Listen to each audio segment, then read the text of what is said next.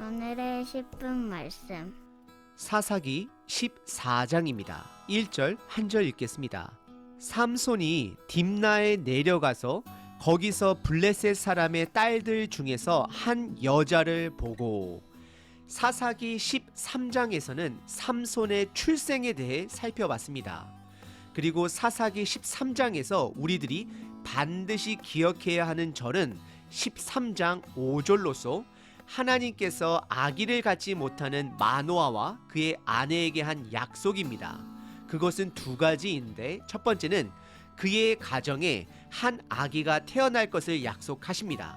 그리고 두 번째는 그 아이가 이스라엘을 블레셋으로부터 구원해 줄 것이라는 약속이었습니다. 그리고 14장서부터는 보이지 않는 하나님의 구원하시는 일과 확연하게 드러나는 삼손의 인간적인 일을, 두 가지 일을 확인하실 수 있습니다. 특별히 14장의 이야기는 비밀 이야기가 많이 등장하는 것이 특징입니다.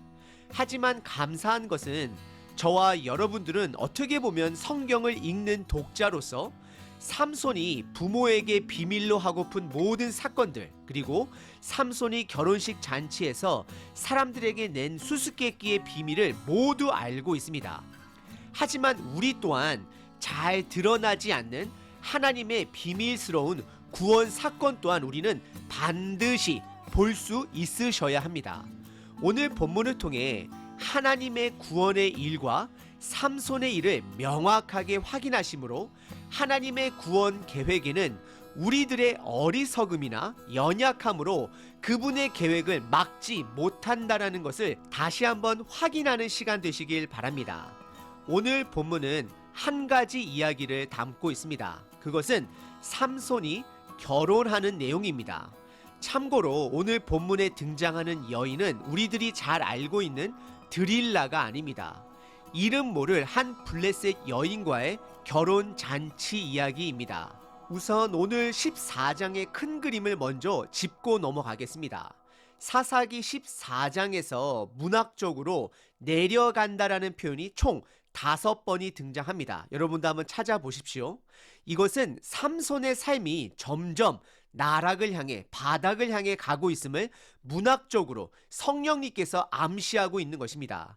예를 들어 1절의 시작이 삼손이 딥나에 내려가서 라고 시작을 합니다. 그리고 1절과 2절에 추가적인 삼손의 행동 패턴을 우리들에게 먼저 보여주고 있습니다. 그 패턴은 세 가지인데요. 첫 번째, 내려가다, 점점 바닥을 향해 가는 것이고요. 두 번째, 한 여자를 보다, 즉 눈에 이끌리는 대로 살아가는 삼손인 것을 보여주고 있습니다. 그리고 세 번째는 내 아내로 삼게 하소서라는 간청입니다. 삼손은 원하는 것을 때를 쓰고 얻어내는 자라는 것을 보여주고 있습니다. 혹시 저와 여러분들의 삶이 바닥을 향해 내려가는 삶은 아닌지, 눈에 이끌려 살아가는 삶은 아닌지, 육신에 원하는 것을 얻기 위해 살아가는 것은 아닌지 점검해 보셔야 합니다. 혹시 그런 삶을 살고 계시다면 오늘 본문에서 다시 회복하는 그 길을 발견하시는 저와 여러분 되시길 바랍니다. 삼손의 삶은 점점 나락을 향해 가는 인생입니다. 그리고 눈에 보이는 대로 사는 자입니다. 아담과 하와가 저지른 태초의 죄의 사건도 선악과를 보고 보암직도 하는 그런 시점에서 시작됨을 잘 알고 있습니다. 그리고 삼손은 결정한 것은, 원하는 것은 반드시 얻어야 하는 그런 성품인 것을 보여주고 있습니다. 간단하게 말씀드리자면 삼손은 육신의 사람입니다. 눈에 보이는 대로 행동하며 점점 바닥을 향해 가는 자였습니다. 비록 하나님이 선택한 사사가 타락할지라도 하나님의 구원 계획은 절대 막지 못함을 오늘 본문은 우리들에게 확실하게 보여주고 있습니다. 3절에 삼손은 그의 부모에게 블레셋 사람의 딸과 결혼하기로 때를 씁니다. 3절입니다. 그의 부모가 그에게 이르되 내 형제들의 딸들 중에나 내 백성 중에 어찌 여자가 없어서 내가 할례 받지 아니한 블레셋 사람에게 가서 아내를 맞으려 하느냐 하니, 삼손이 그의 아버지에게 이르되 내가 그 여자를 좋아하오니 나를 위하여 그 여자를 데려오소서 하니라. 삼손의 떼를 쓰는 것을 여러분들 느껴지시나요? 삼손의 부모는 하나님의 사자를 만난 이후 삼손을 나시린으로 최선을 다해 키웠을 것입니다. 유대교를 철저하게 본인들도 배우며 그에게 가르쳤을 것입니다. 무엇을 먹고 마시면은 안 되고 만져서는 안 되는 것들, 머리는 잘라서는 안 되는 것들을 가르쳤을 것입니다. 하지만 앞으로 삼손의 태도를 살펴보시게 되면 삼손은 하나님의 마음에 대해서는 깨닫는 것이 전혀 없음을 확인할 수 있습니다. 혹시 부모된 저와 여러분들도 자녀들에게 종교 생활은 가르치면서도, 즉 교회는 가야 하는 것임을 가르치면서도 정작 예수님의 삶을 나누지 않고 종교 생활만을 가르치고는 있지는 않은지 스스로 점검해 보셔야 합니다. 부모는 기독교의 종교 생활을 가르치는 자가 아니라 성경을 통해 본인이 스스로 경험한 복음을 증인으로서 자녀들에게 나누고 가르쳐야 하는 것입니다. 자녀들에게 가장 중요한 것은 예수님을 머리에 지식의 예수님을 만나는 것이 아닌 인격적인 예수님을 그들 삶에 실질적인 만남이 있어야 하는 것입니다. 그러기 위해서는 부모님들이 먼저 증인으로서 인격적인 만남의 삶을 살아내셔야 하는 것입니다. 사실 종교 생활 자체는 나쁜 것이 아닙니다.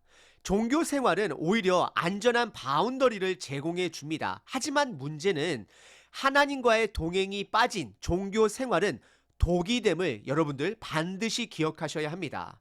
다시 이야기로 돌아가 삼손이 블레셋 여인과 결혼을 한다라고 했을 때 삼손의 부모님들은 많이 속상했을 것입니다.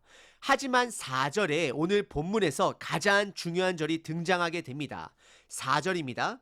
그때에 블레셋 사람이 이스라엘을 다스린 까닭에 삼손이 틈을 타서 블레셋 사람을 치려 함이었으나 그의 부모는 이 일이 여호와께로부터 나온 것인 줄은 알지 못하였더라 라고 말하고 있습니다.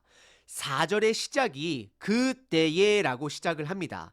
여기서 말하는 그 때는 인간의 때가 아닌 하나님의 때를 성경이 강조하고 있는 것입니다.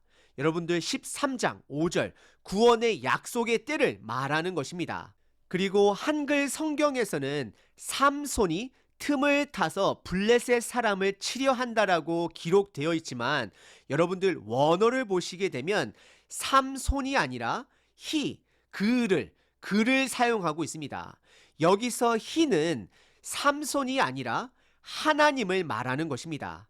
하나님이 틈을 타서 블레셋 사람을 치려고 하는 하나님의 계획을 저와 여러분들에게 보여주고 있는 것입니다. 만약에 삼손이 이스라엘 백성을 구원하기 위해 그가 위장 결혼을 하여 블레셋 땅으로 갔다라고 한다라면 저와 여러분들이 살펴봤고 앞으로도 살펴보게 될 삼손이 눈에 이끌려 사는 삶이 설명이 되지가 않습니다.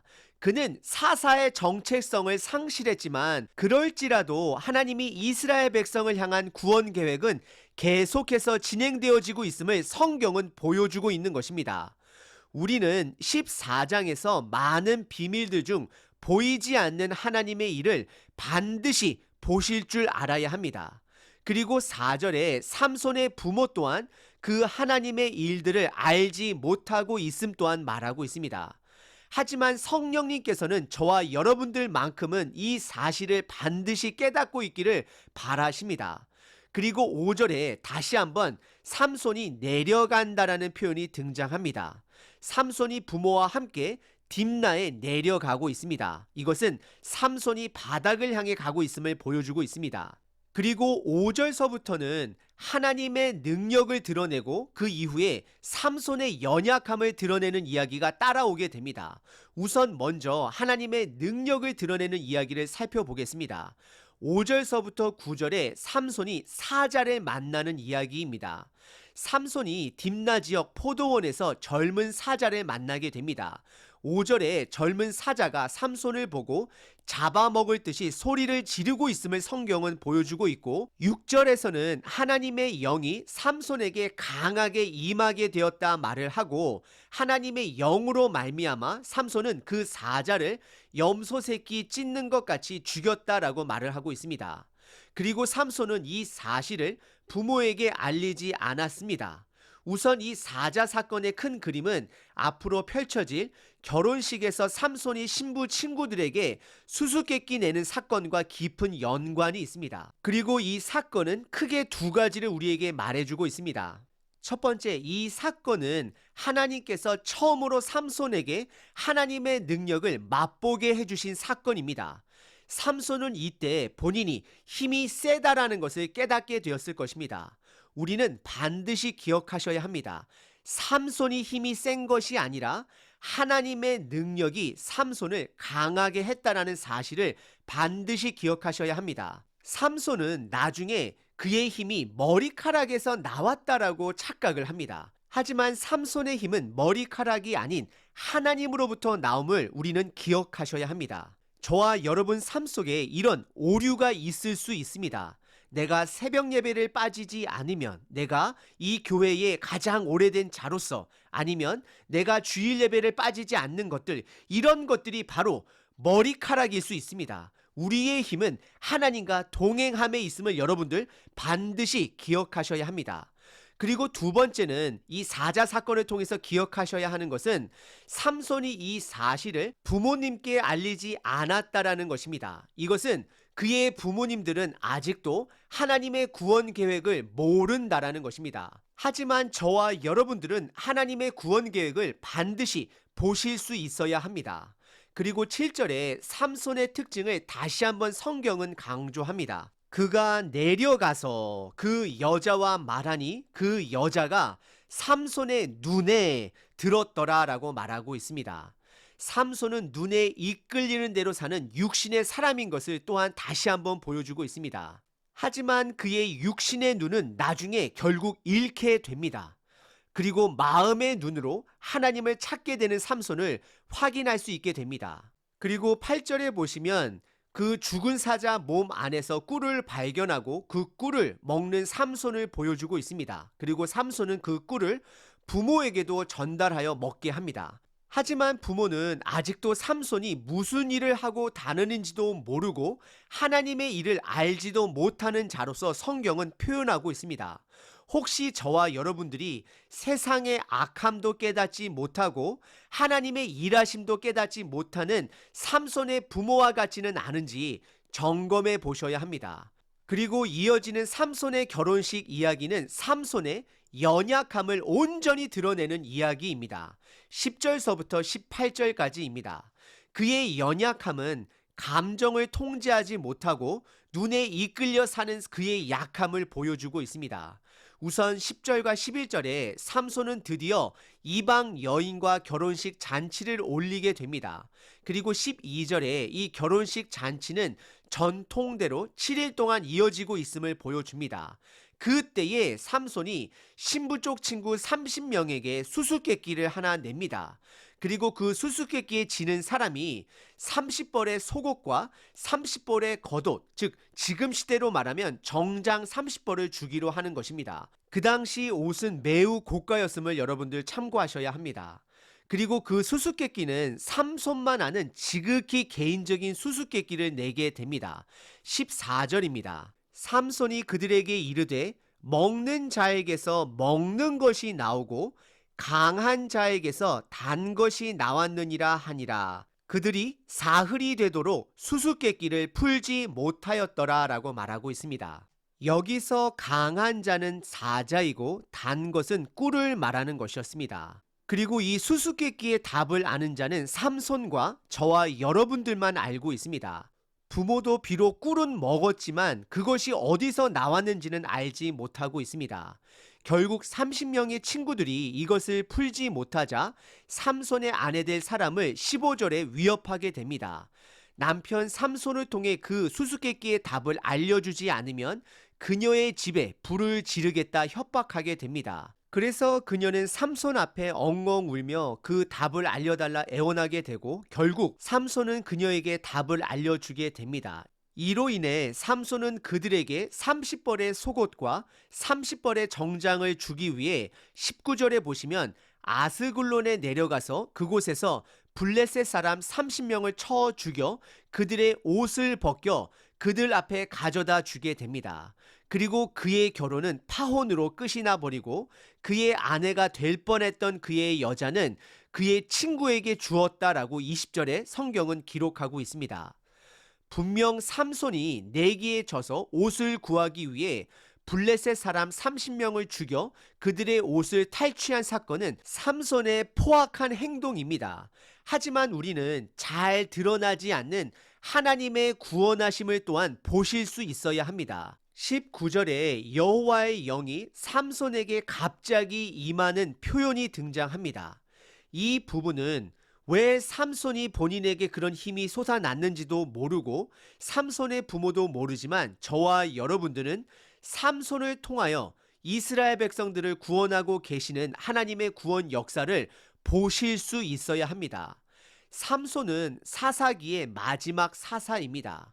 사사기를 통해 우리들에게 보여주시는 큰 그림은 수많은 사사들이 어리석고 본인들의 사리사욕을 채우는 타락한 사사들이라 할지라도 하나님은 신실하게 그분의 구원 계획을 성취해 가시는 분이십니다. 그리고 더 나아가 그런 사사들의 죄악된 행동이 하나님의 구원 계획을 막지는 못한다라는 것 또한 우리들에게 보여주고 있는 것입니다.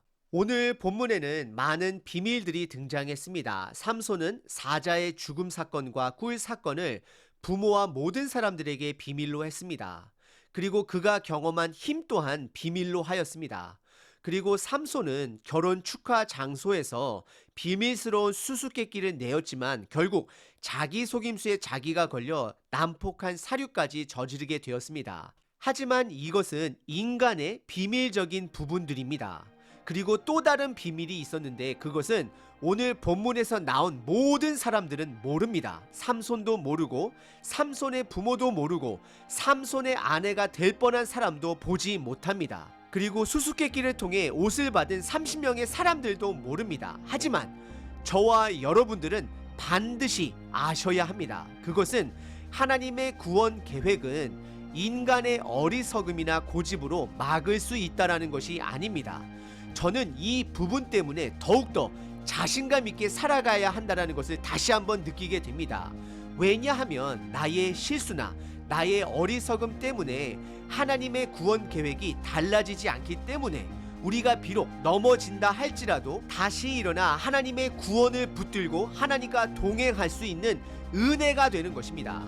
여러분들 혹시 개인의 삶이 삼손의 삶처럼 계속해서 바닥을 향해 가시는 것을 깨닫고 계신가요? 그렇다면 첫 번째, 하나님의 구원 계획을 먼저 확실하게 보실 수 있어야 하고 붙드셔야 합니다.